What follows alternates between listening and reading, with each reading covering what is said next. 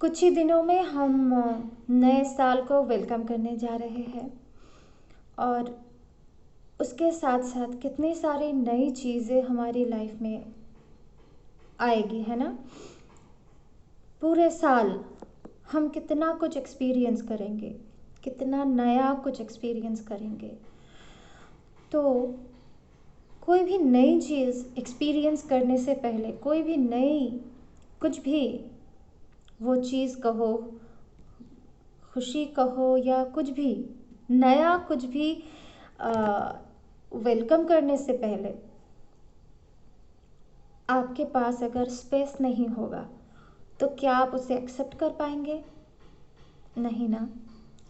आपके पास पूरे भरा हुआ एक ग्लास, एक पानी का ग्लास होगा और आप उसमें ही फिर से पानी डालने जाएंगे या फिर आप कोई शरबत उसमें डाल के पीना चाहेंगे, तो क्या आप कर सकते हैं वो?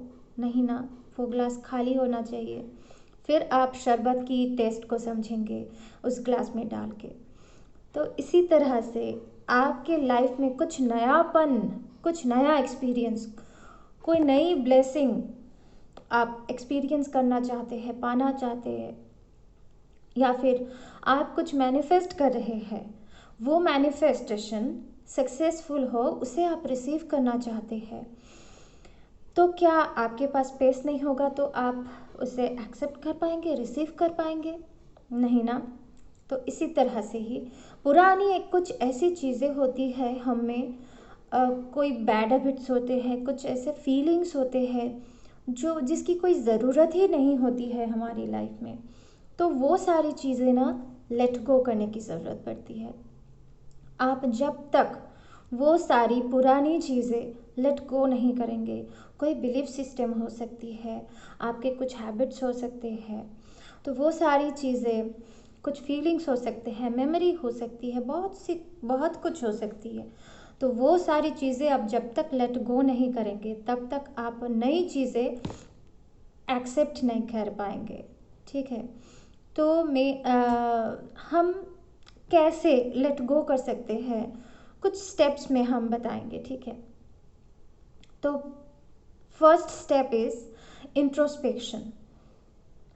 आपको आपके खुद के अंदर झांकना पड़ेगा, आपको खुद को ही देखना पड़ेगा कि आपके अंदर ऐसी कौन सी चीज़ें हैं जो आपकी लाइफ में आपको लगता है कि बाधा बन रहे हैं, ब्लॉकेज क्रिएट कर रहे हैं, या फिर आप जो नई चीज़ चाहते हैं वो सारी चीज़ें आपको एक्सेप्ट करने से रोक रहे हैं। कुछ ऐसी चीज़ें ज़रूर होंगी, तो उसे आप ढूंढने की कोशिश कीजिए। ठीक है। तो वो चीज़ जब आप ढूंढ लेंगे, वो हो सकता है आपकी कोई पुरानी मेमोरी हो, जैसे मैंने पहले कहा, पुरानी मेमोरी हो या फीलिंग हो, या आपके कोई बैड हैबिट हो सकती है। ठीक है। तो इस तरीके से बहुत सी कुछ हो सकती है। तो उस चीज़ को, या फिर कुछ पैटर्न आप उस चीज़ को करते आ रहे हैं, कोई पैटर्न भी हो सकता है, तो उसको आप पहले इंट्रोस्पेक्ट करो, उस चीज़ को पहले समझो कि क्या है वो चीज़ जो आपको रोक रही है नई ब्लेसिंग को रिसीव करने से, आपके लाइफ के बहुत सी अच्छी अच्छी चीज़ों को रिसीव करने से रोक रही है, या फिर आपकी मैनिफेस्टेशन को रोक रही है। तो वो चीज़ आपने समझ लिया। अब उस चीज़ को लिखो। कोई भी आप एक जर्नल उठा लो, कोई पेपर उठा लो जहाँ पे लिख सकते हो, लिखे हुए पेपर नहीं, फ्रेश पेपर जहाँ पे आप लिख सकते हो। आप कॉपी ले सकते हो, कोई डायरी लिख सकते हो, या फिर आप अगर मैनिफेस्टेशन करते हो या ऐसी चीज़ें आप लिखते रहते हो तो वहाँ पे भी आप लिख सकते हो। वो पहले आप लिखो कि प्रॉब्लम क्या है, उस प्रॉब्लम को लिखो। ठीक है। तो ये हो गया हमारा पहला स्टेप। फिर हमारा दूसरा स्टेप है कि ये आपके लिए क्यों प्रॉब्लम है, ये आपको किस तरीके से बाधा दे रही है, या फिर किस तरीके से ये आपके लिए प्रॉब्लम क्रिएट कर रहे हैं। ठीक है। मतलब क्यों ये प्रॉब्लम है, क्यों ये बैड हैबिट, ये मेमोरी या फीलिंग या कुछ भी, कोई पैटर्न, क्यों ये आपके लिए प्रॉब्लम है, उसे लिखो, उसे ढूंढने की कोशिश करो, वो लिखो। लिख लिया, हो गया। अब आपने तो जान लिया कि प्रॉब्लम क्या है और क्यों ये प्रॉब्लम है। अब आप ये लिखोगे कि कैसे आप इस प्रॉब्लम को ओवरकम कर सकते हो, यानी आप इस चीज़ को कैसे लेट गो कर सकते हो, कैसे क्लीन कर सकते हो। प्रॉब्लम यानी अच्छी चीज़ नहीं। आप अगर घर में धूल कहीं देखोगे तो उसे साफ नहीं करोगे क्या, साफ करना ही तो कहते हैं। तो इसी तरीके से प्रॉब्लम भी एक नेगेटिव चीज़ है, उसे साफ करने की ज़रूरत है। समझो, धूल ही समझो, ये उसे साफ करने की ज़रूरत है। उसे आपको साफ करना है। कौन कौन सी टेक्निक से आप इसे साफ कर सकते हो, वो आपको ही समझना पड़ेगा, क्योंकि प्रॉब्लम आपकी है ना। तो प्रॉब्लम की गहराई को, कितनी बड़ी प्रॉब्लम है और किस तरीके से इसे सॉल्व किया जा सकता है। बहुत बड़ी प्रॉब्लम है तो आपको एक्सपर्ट की सलाह लेनी पड़ेगी, या फिर छोटी प्रॉब्लम है, आप समझ सकते हो कि कैसे इस चीज़ को सुलझाया जा सकता है, कैसे इस चीज़ को क्लीन किया जा सकता है। वो सारी टेक्निक्स अगर आपको पता हो तो उस तरीके से कौन कौन सी टेक्निक से आप इसको क्लियर कर सकते हो, लेट गो कर सकते हो, उसे आप अप्लाई कर सकते हो। लॉ ऑफ अट्रैक्शन का अगर आप सहारा लेना चाहते हो तो ले सकते हो, और लॉ ऑफ अट्रैक्शन का सहारा लेना चाहते हो तो आप एफर्मेशन कर सकते हो, मेडिटेशन में बैठ के कर सकते हो। बहुत सारी ऐसी टेक्निक्स है। स्पिरिचुअलिटी का सहारा ले सकते हो, एनर्जी क्लीनिंग का सहारा ले सकते हो। अगर आपको ऐसा लगे कि आप अकेले इस चीज़ को क्लियर नहीं कर पाओगे, आपको कोई मदद की ज़रूरत है, तो आपको जिनसे मदद लेने की इच्छा हो, मतलब आपको लगे कि इनसे मदद लेने से मेरी ये प्रॉब्लम मैं सुलझा सकती हूँ या सकता हूँ, ये प्रॉब्लम क्लियर हो जाएगी, तो आप उनसे मदद लो। वो चाहे एस्ट्रोलॉजर हो, ओरेकल रीडर हो, या टैरो रीडर हो, या डॉक्टर हो, हीलर हो, मतलब एक्सपर्ट कोई भी आपके लाइफ की प्रॉब्लम को सॉल्व करने के लिए जो एक्सपर्ट है, उसे आपकी मतलब उनसे सहारा लेने की ज़रूरत है। ठीक है, तो उस चीज़ को आपको सॉल्व करने के लिए क्या करना पड़ेगा, आपने ये सोच लिया, आपने ये लिख लिया। ठीक है, अब बारी आती है, बहुत बहुत अच्छी एक स्टेप है जहाँ पे आप ये लिखोगे कि आप अगर इस चीज़ को क्लीन कर पाओ, कोई भी चीज़ हो,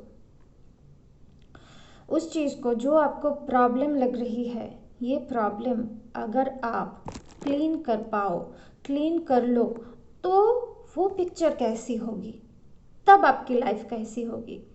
तो फिर उसके बाद आप उस चीज़ को लिखो कि वो जो आपने एक प्रॉब्लम आइडेंटिफाई किया था, वो कुछ भी है, वो आपके लाइफ के है, ये आप समझेंगे।